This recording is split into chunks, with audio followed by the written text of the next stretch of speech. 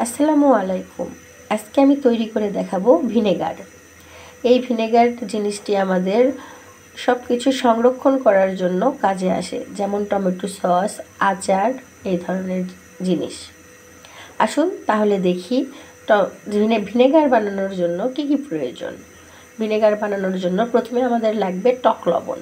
আজকে আমি 1 লিটার পানির ভিনেগার বানাবো। তার জন্য আমি আগে পানি ফুটিয়ে নিয়েছি 1 লিটার পানি। 1 লিটার বোঝার জন্য আমি এখানে এই বোতলটি নিয়েছি, আর এখানে নিয়েছি আমি টক লবণ। 1 লিটার পানির জন্য টক লবণ লাগবে 7 টেবিল চামচ, আর লবণ লাগবে 2 টেবিল চামচ। এটাই হলো পারফেক্ট।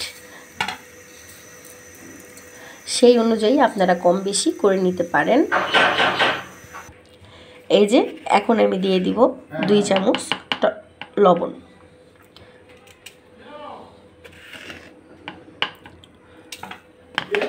লবণ দেওয়ার পরে এটিকে ভালোভাবে মিক্সড করে নিব। তারপরে এখানে সামান্য একটু পানি দিব।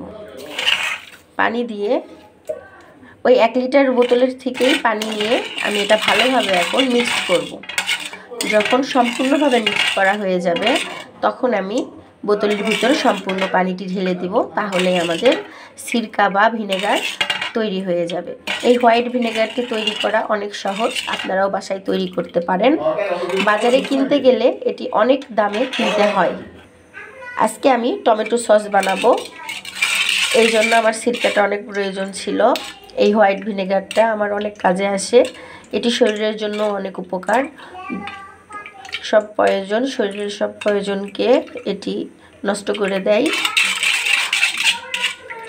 আমি এটা সংরক্ষণ করে অনেক দিন রাখতে পারবো। এটি কোনো ঝামেলার কিছু নয়। শুধু বাজারে গিয়ে টক লবণ বললেই, যে কোনো মুদির দোকানে টক লবণ বললেই আপনারা পেয়ে যাবেন, কারণ ওরা টক লবণ বললেই ভালোভাবে চিনতে পারে। কারণ বাইরে যেই সব ফুচকা খাওয়া হয় সেখানে যে টকটা বিক্রি করে, আসলে ওটা তেঁতুলের টক নয়, ওটা হালকা একটু তেঁতুল দিয়ে রাখা হয়।